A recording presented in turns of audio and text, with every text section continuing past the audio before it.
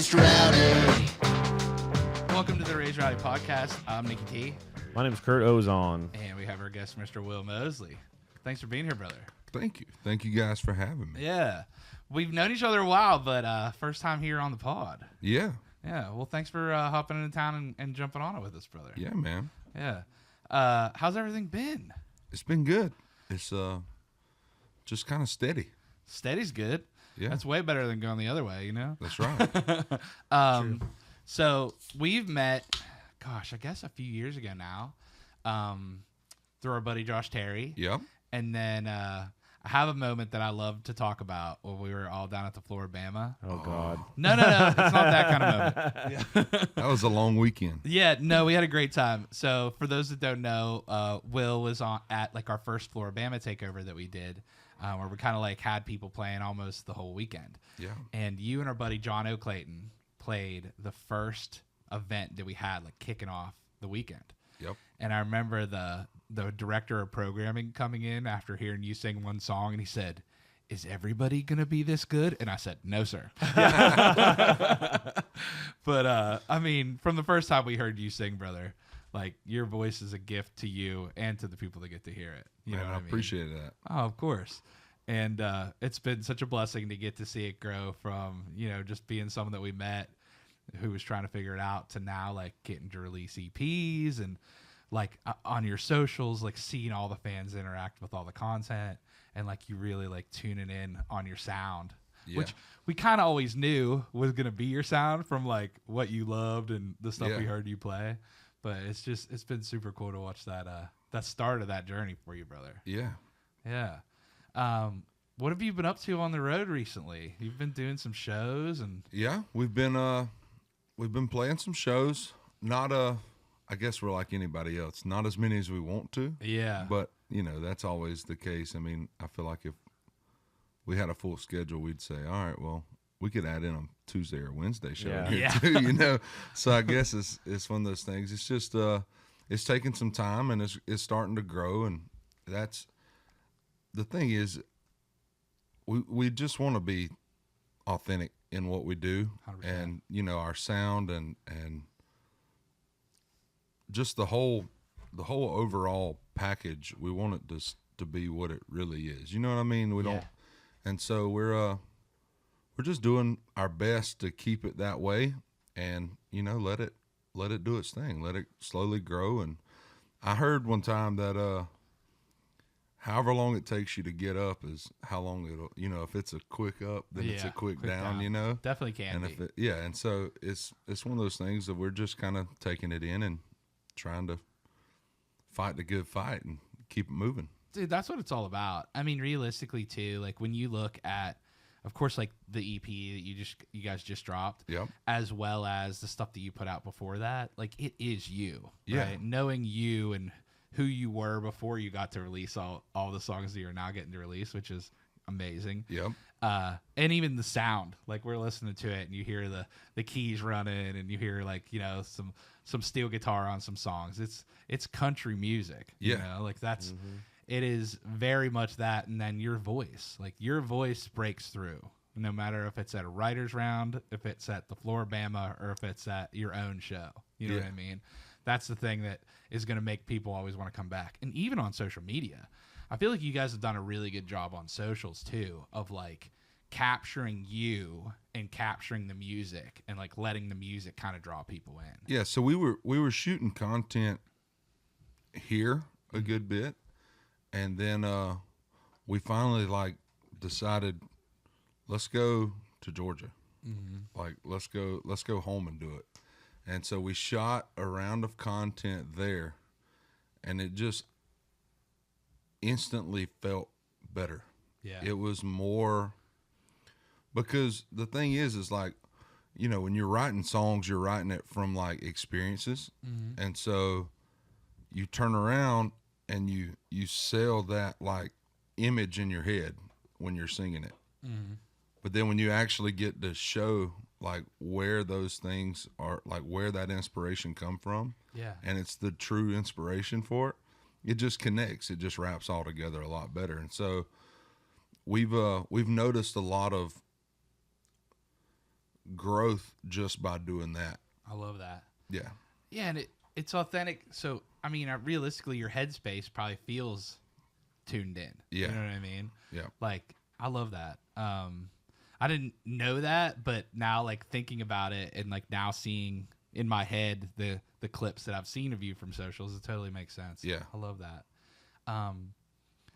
Have you figured out, like, other things that either, like, didn't work as you were traveling through your journey of, like, you know, hey, we tried doing this and it wasn't me, or, you know, like through social specifically? Because I feel like your music is kind of, you've had the lane kind of squared away and you're just like tuning it in, you know? Yeah. Trying to think of what else just didn't work. Yeah. Like anything that we've tried that just didn't. I mean, it's good if you can't think of anything. Honestly, too. Yeah. Well, I mean, there's definitely stuff out there, but I just don't know right off the top of my head what it is. Well, that's great. Yeah.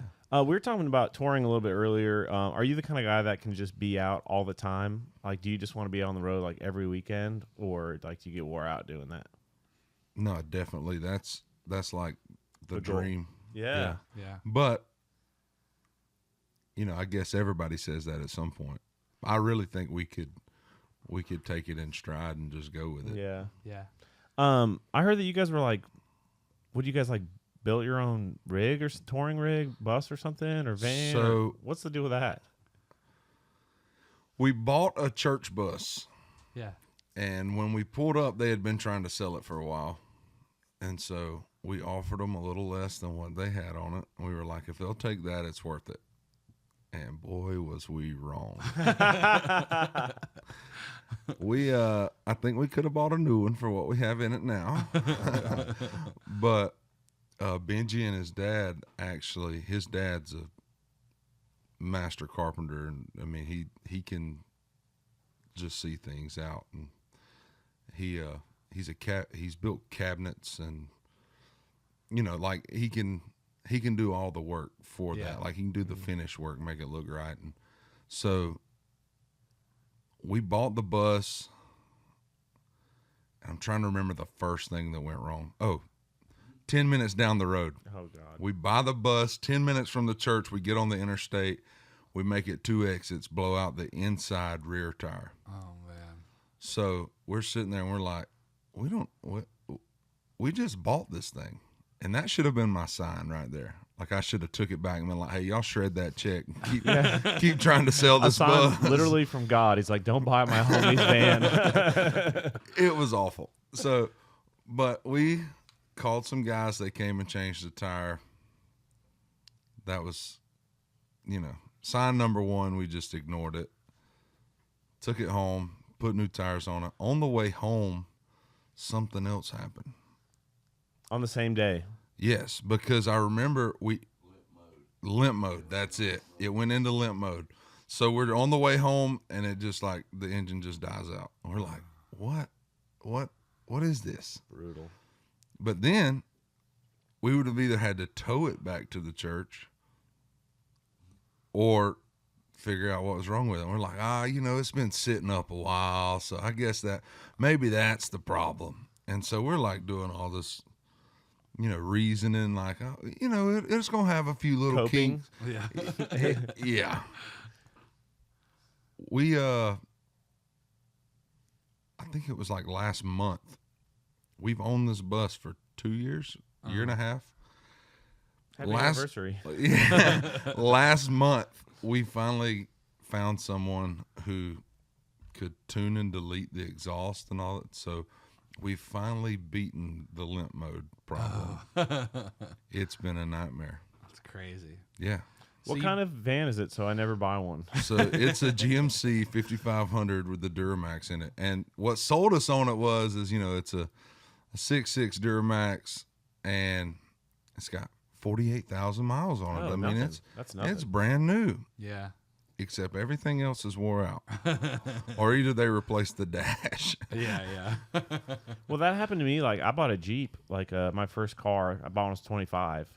I took it in to get something like the oil change or something, and the mechanic was like, your check engine light bulb has been unscrewed? No. And, yeah.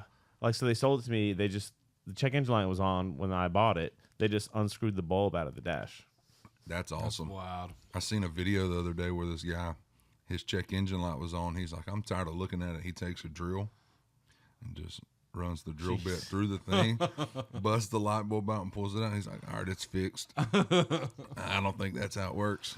You know what's really funny about that Jeep, though, since we're telling stories? That my brother's mechanic, he was like, hey, you should probably check out this Jeep. It's cheap. You know, this is like before I had a real job or anything. And so paid $2,500 cash for this. Get home, there's a wedding ring in the glove compartment of the Jeep. Like, not like a diamond, but like a band, like a gold band. And so we, found it later. We didn't find it that day, but tried to call these people back. Hey, we have your ring. We have your ring. They couldn't get a hold of them because they, sold the Jeep to us with the check engine light pulled out. And so they never got the ring back. That's wild. Yeah. So did you get your money back? No, I drove the Jeep for years. Did you sell the ring, though? No, I still got it. It's at my parents' house, yeah. That's awesome. Gold's worth a lot. You should sell it now. Yeah, totally. That's crazy. So that van or bus, did you guys, so you said you decked it out. So did you put so we bunks in it and tore all the seats out of it. It's got 8 bunks. Dang. A toilet, a couch, and like a table in it. That's the good life right there. Mini fridge, maybe? Yeah. Yeah, water, mini fridge, sink, that's all sick. stuff. Yeah. I mean, that sounds like a good one. Honestly, well, giving you problems, but yeah, I mean, if we could ever get it to run, it'd be great. Great, yeah, that's funny as heck. It'd be perfect for. What? Something happened with it in Colorado, right? Nope. So we leased a bus for that run. We were in a Prevost that run, and we played the first show, and we're coming back to Denver, and it hasn't snowed in Colorado this year. So, it's been a very dry winter for them, apparently. Yeah. We play night 1, it snows. We're on the way over, and the bus gets hung up on the mountain. Oh, wow. And this guy pulls up right as the cops pull up. And so we were supposed to have chains, and you can't drive on the roads without chains in the snow. And the bus company didn't want to put chains on the bus because of the clearance from the tires and the wheel well. Yeah. So they were like, the cop goes, hey, look, we won't write you guys a ticket if you'll let this guy just tow y'all up there and put y'all in a parking lot somewhere until we get this all squared away. Yeah. So we're like, that's not great. So we pay him to tow us up there. Well, he's talking just small talk stuff. We figures out we're trying to go play a show. So he drives off. Then he comes back in 2 hours, 3 hours, something like that. And he goes, hey, look, I'll make sure y'all get to Denver by, the show tonight. You're just going to have to pay me one more time. So we paid him again, and he towed us all the way, I guess, down the mountain at this point, because we were going up, got stuck. He pulled us to the top and unhooked us. Yeah. And then pulled us down. To the bottom.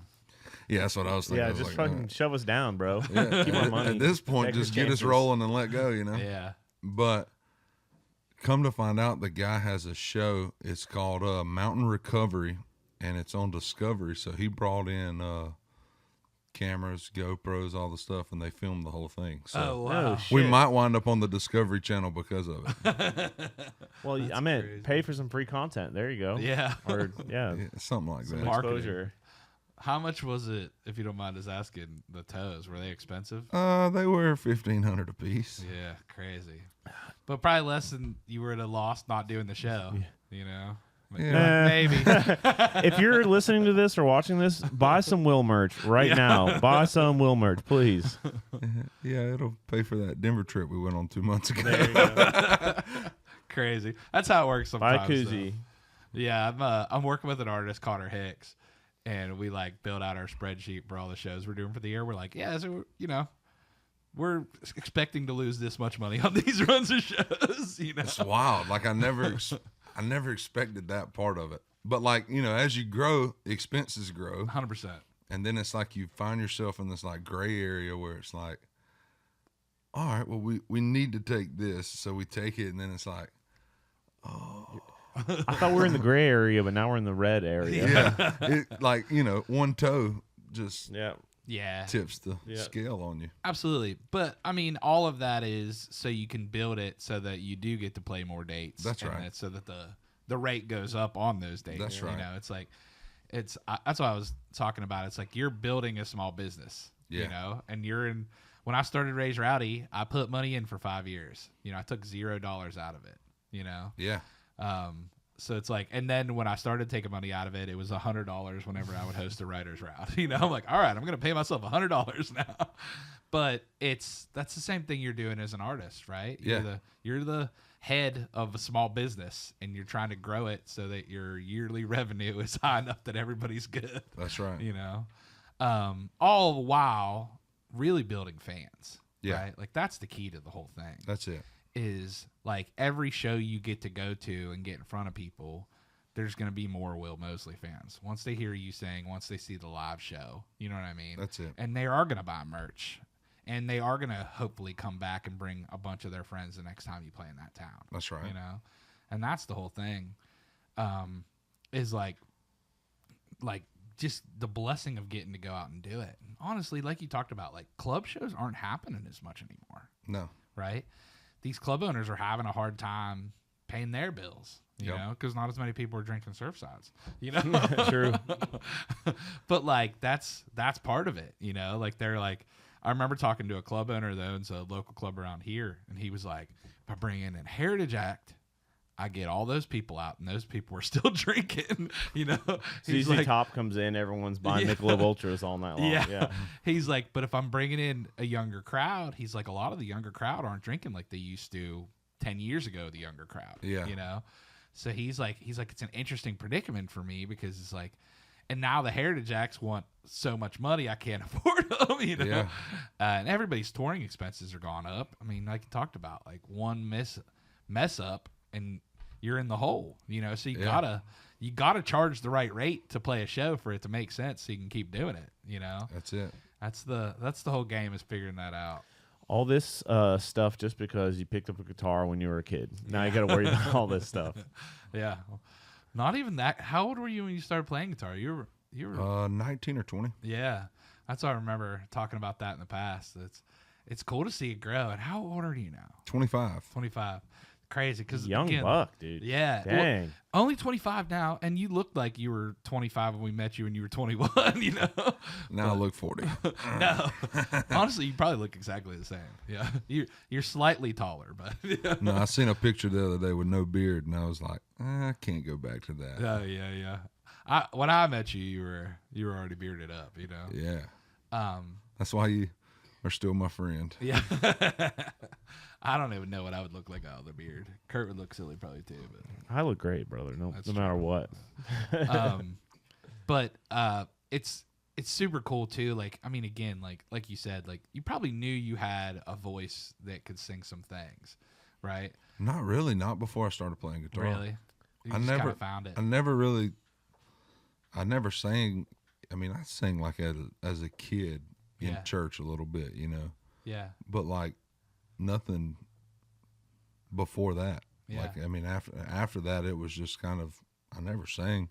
And I was learning to play guitar, and I seen this thing that was talking about if you would sing while you played, it would make your rhythm better. And so I was like, I'll try it, whatever. And I was just doing it in my dorm room. Yeah. And my roommate at the time was like, that ain't bad. I was like, yeah, whatever. You know, you're my buddy. You're supposed to say that. Yeah. But and that's you were playing football then, right? Yeah. Yeah. And that's kind of what started it. That's crazy. Well, tell us the story about that. So where did you go to college? So my freshman year and sophomore year, I went to Maryville College right outside of Knoxville. Yep. And then I was playing football there. And after a handful of concussions and, you know, hanging out, I decided it was time to move closer to home. Yeah. And so I went to Statesboro, to Georgia Southern. Yep. And I did not play football there. Yeah. I was too slow. Yeah. You know, even their linemen, sub 540s. I don't do that. And, but like, I got there, and as soon as I got there, I went on spring break with all of my buddies from high school. and we were all going on spring break, and we went to Florida, and that's when COVID hit. So our spring break got cut short. We come back, and during COVID's really when I kind of just decided to take a guitar and explore with it. You know, it was kind of the thing of like, there's nothing else to do. And all the classes went online, so you could do them in like 30 minutes. Right. I mean, it was a great time. Yeah. I mean, everybody else, you know, because at the time I didn't have any bills and didn't have, you know, anything, you know, really pressing on me that COVID affected.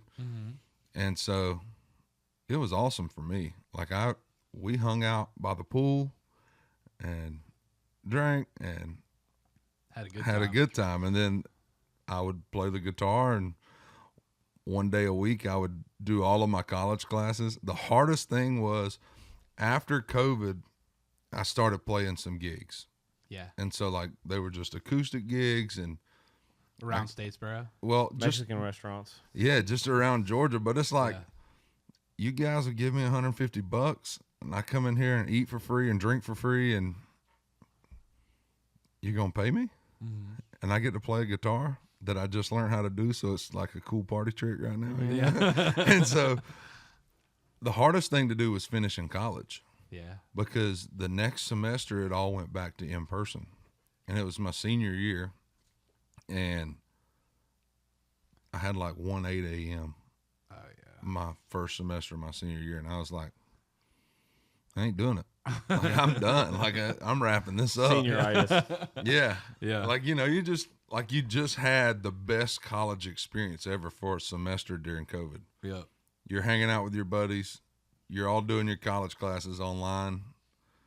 There's nothing better than that. I mean, you know, COVID, of course, had its effects, but it was like we were just chilling. Yeah. And then now it's like hitting you right in the face. And my parents were like, look, nobody's ever graduated college in our family. Like, please just finish it up. And so that's where I really got the idea in my head, you know, for myself of, all right, I'll do this for a year, but then I'm going to take and do nothing but music for a year after college. Like, I'm not getting a job. Yeah. And if I can still make it work after that, I'll keep going. And so I graduated in May. A year later in May was American Idol. Yeah. The season finale was almost a year to the week of when I graduated college. Crazy. So it all just kind of, you know, fell in place. It's cool. I remember chatting with you like when you were like getting ready to go on, and Yeah. you know, it's an emotional thing. It's like, is this the right move? Is this the right lane? But Yeah. it worked out great for you. And It did.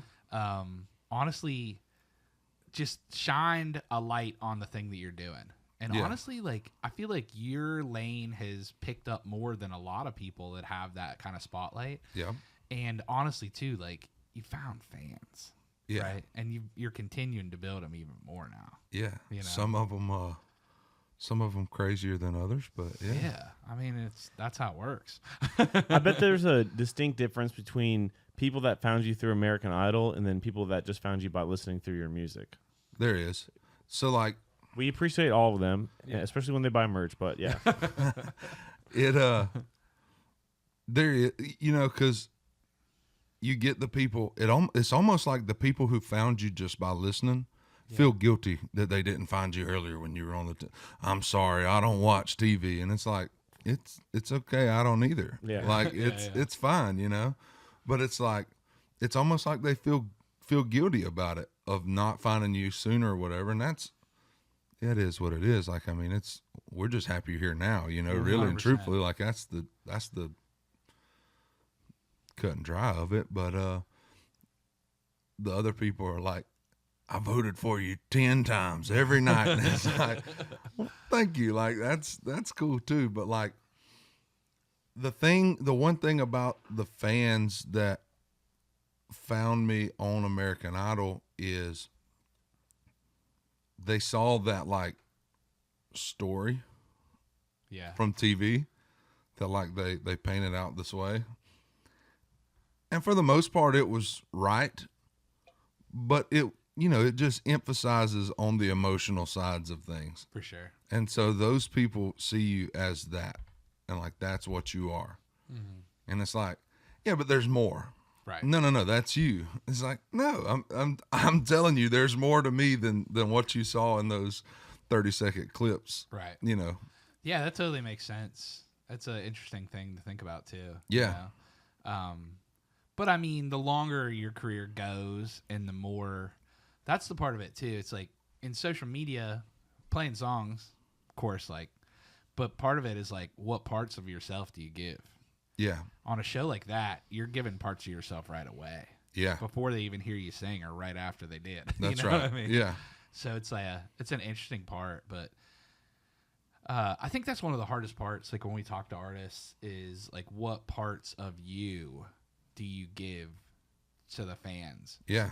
Because the more they feel like they know you, the more they feel attached to you. Yeah. Right. So that's a good thing. That's right. But it's also like some stuff you got to keep for yourself too. That's right. So it's an interesting like mix. It feels like. Tell us the stuff you don't want people knowing about. No, no, it's but I mean I feel like everybody has that. Yeah. It's just everybody doesn't have to do it in front of 10,000 people or on a television That's show. Right. Millions. Yeah, and then so like your touring life. Yeah. You were playing around locally. Yep. Was there any like bars in Statesboro that you were like starting to roll through or play? So by the end of it, I had kind of started playing all of them. I mean, we had the Blue Room, of course. Yeah. And we had played we played an after party after Mega Maroney there right before Idol. Yeah. And then Southern Social, we had played a little bit over there. There was a couple different bars around. Yeah. And then what was cool was we had this barbecue restaurant. And it's actually the first place me and Benji ever played together. But we would go play there, and they understood that, like, hey, we're not going to do this on a Friday or Saturday. Yeah. But on Thursday night, we'll come play over here. Yeah. And they were awesome about it. They were like, no, we get it. Like, you want to be in that crowd on the weekend. They were like, we're good with that. Like, honestly, if you want to double dip next Saturday, you can play our brunch from 11 to 2 and then hit them after. And so we would do like, they worked with us really well, but they were kind of like there for 6 or 8 months, like the last 6 or 8 months of my college time right there. They were kind of like the cornerstone. That's what kept us afloat. It was like, we'll go to Dolan's. Yeah. Dolan's barbecue in Statesboro. It was like, we'll go to Dolan's. We'll hit Thursday night at Dolan's. Then if we've got to travel, like if we were playing like St. Simon's or if we were playing Macon or, anywhere else, we would hit that on Thursday so that I could hit class on Friday. And then we would roll out and go wherever. And it just kind of like kept our schedule full, and it was great. Yeah, it was awesome because we had the same crowd that would just show up and hang out. And at that time, we were just playing acoustic, so we would take requests. Yeah. And our thing was like, if we've ever heard the song, we'll try it. Yeah. And if we've never heard the song, we still may try it. But you just may not ever ask for it again. Like, we may screw it up so bad you don't want to hear it anymore. And so it's like, those people would come out and they would tip good. And they would request songs all night, and we would play for 3 or 4 hours. And that's great. Probably eat some good barbecue after. Yeah. Buy some beers and keep the restaurant happy. That's it. I love that. Well, let's dig into the EP. So on this most recent EP, like, what is the song that you feel like has been connecting the most with fans? Connecting the most? Mm-hmm. The thing that, like, they love the most, or maybe even that you love the most. Yeah, so I think Old Enough Memory has its own feel to it. It's a little more upbeat, but I feel like Make Me a Name kind of has a thing about it. It has the honky-tonk keys, and it's just got this feeling. So I think between the two of them, they kind of they definitely have overlap. You know, they definitely have their sonic overlap. But I think between the two of them, they cover kind of the whole project. Yeah, you know, I think between those two, they reach everybody that listens to us, all of our fans. Do you see the same songs that work the best on socials working the best in a live show, or is it different sometimes? You know, I guess I see that a little bit. Mm-hmm.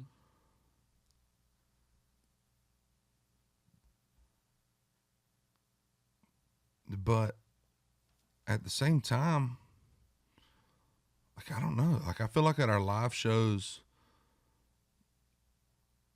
there's songs that we play that we haven't released. Yeah. And what's cool is like there's times where, and like they haven't been on socials, they haven't been on anything, but we'll play them and people will sing them back to us. And so like, good sign. Yeah, that's good. At that, like thinking about that, it's kind of like, I guess the answer is technically yes. Like if you see a song doing better on socials, it does better in a live performance. But to me, like that's more impressive than seeing the song, you know, on socials doing better. Oh, for sure. Like if you can connect with the live audience and get them rolling, like that's really the end goal. You know what I mean? I remember like we went and saw Caitlin Butts, and she sang like the "You Ain't Gotta Die to Be Dead to Me" song, and it hadn't been out yet. And Nick and I just looked at each other and we're like, you can tell like that's it. Yeah. You know? And I remember like Luke, like being on Luke's bus, and he's like, I just wrote the song today. And he played Beard Never Broke My Heart. And you're like, yep. Undeniable. That's going to make a lot of money. I can tell. Yeah, I think that's one of the coolest parts about live shows. Like you said, like when someone's singing it back by the end of the song. Yeah. Like when you don't know a song, but it seems so familiar for you by the end of 3 minutes that you're singing it back. Yep. Like as a fan, that feels great. Yeah. You know? It just connects. Yeah. And Can't even imagine what it feels like on the other side. It's the energy coming back to you. You know what I mean? Like Yeah. It's special, I guess that. is the word for that. Who's producing your stuff?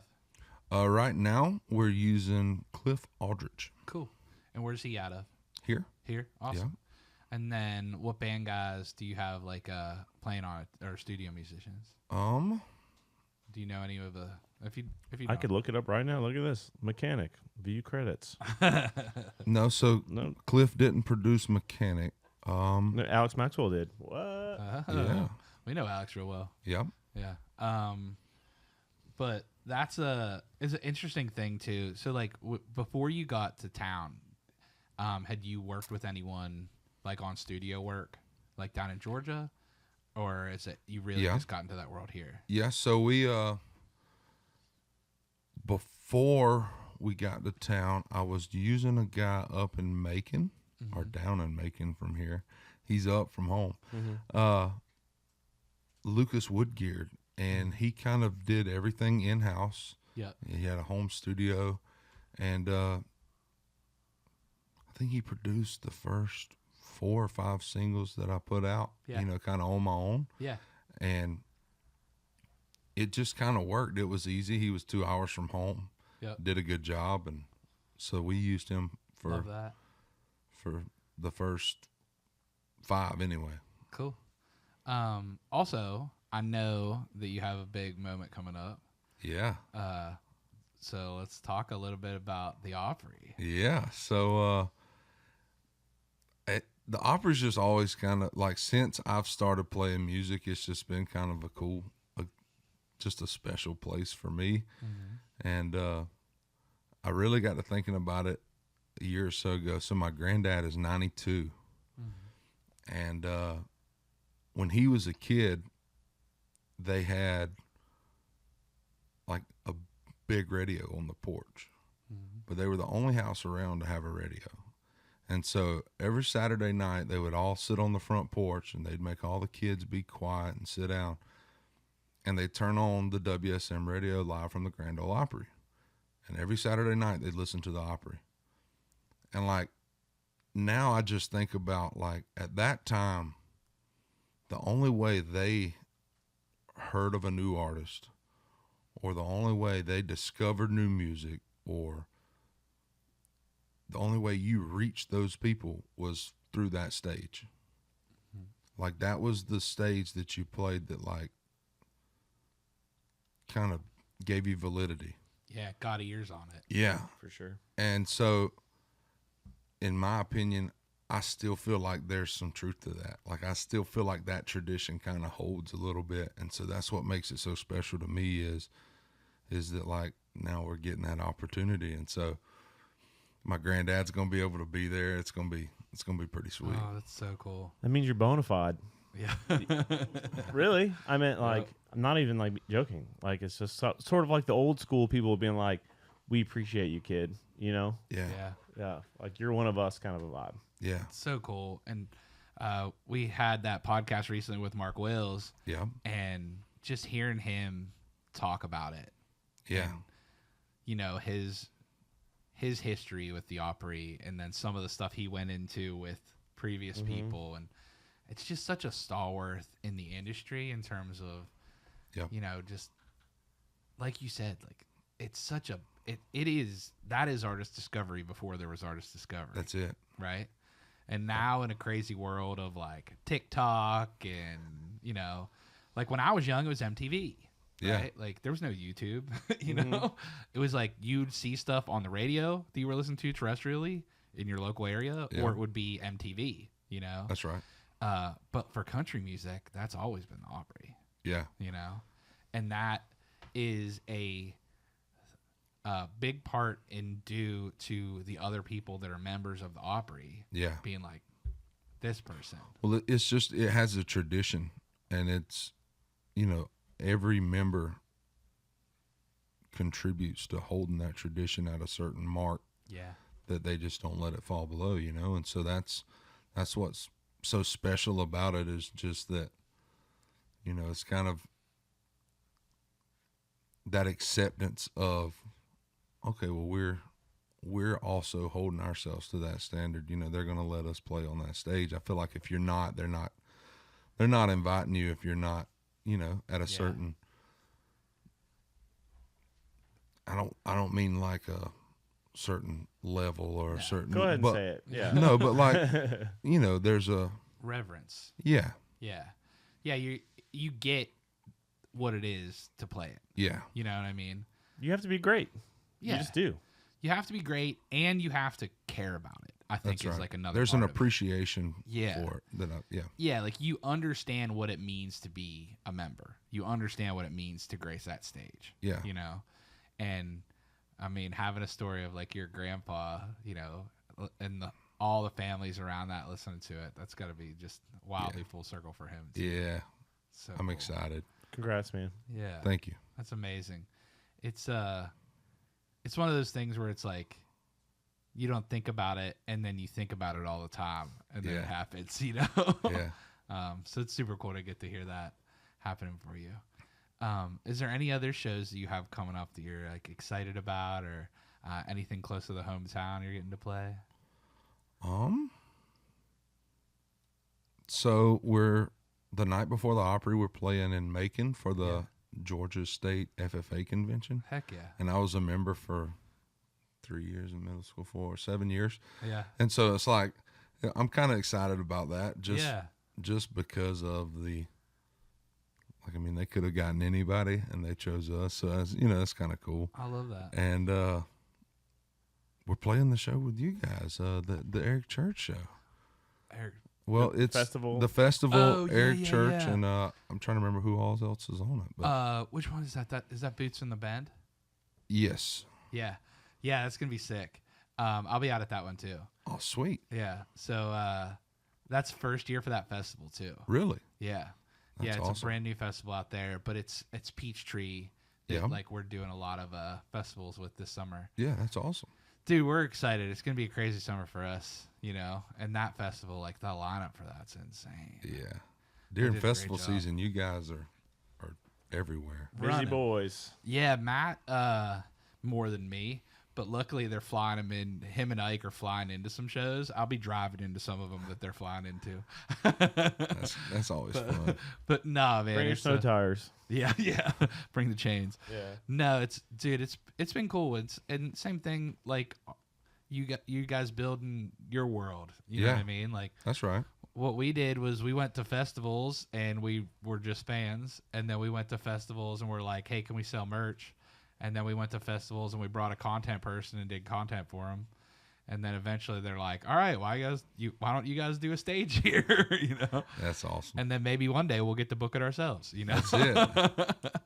But have your own festival one day. Yeah, who knows? You know, that's the roots of Raised Rowdy are heavily on the back of like a crew of degenerate friends that I became buddies with and like would go to shows with. And it was country concert in Fort Laramie, Ohio, which is a great festival, privately owned, just like salt of the earth people. And then CMA Fest, honestly. Like me and my crew of buddies would go down to CMA Fest every year and just put 6 people in a 1-bedroom condo and, just spend way too much money on booze on Broadway, But that's our journey instead of like your journey just singing the heck out of songs. Yeah. So it's cool, man. It's maybe one year we'll be able to make enough money to pay off the credit card, but if we keep on dreaming, even if it breaks your heart. But it depends how many times we have to get the van towed. That's right. Shit. Well, that's it. Well, appreciate you coming in and hanging out with us, man. Yeah, man. Yeah, dude. Congrats so on the Opry. I know you got more music coming up too. There's another EP coming out this year too, right? Yes. Yeah. Anything you can give us like insight or any info on that? Not too much, but like vibe similar. Similar? I would say similar. It's cool. You got a title? Are we out with the title? Not yet. Okay. Yeah. Not yet. I don't think so. Yeah. We're still finishing it up, so that's kind of the idea there. We'll be on the lookout for it. Yeah, absolutely. We're excited. Make sure you go listen to Will's new EP, and this will be coming out probably like right before the Opry show. So, oh, sweet. Yeah, we're excited to hear all about that, man. Yeah. Well deserving, man. I mean, your sound is solid country gold. Thank you, guys. Yeah, absolutely. Well, thanks for being here. Of course, like make sure you follow along with Will's new music, new EP out right now, as well as one more coming out down the line here later this year. That's it. See him on the road. Like seeing you live is honestly a blessing. And I know we've been trying to line that up to get you when you're happen to be in town on a writer's run or something soon too. So I'm hoping that works out well. Yeah. But brother, it's been great to watch you grow, not just as an artist, but as a human. And, yes, sir. It's just a blessing to know you, brother. Yes, sir, man. Same to you. You too. All right. Well, guys, thanks for listening to Raised Rowdy Podcast. I'm Nick T. I'm Kurt Ozan. And we'll see you in the front row.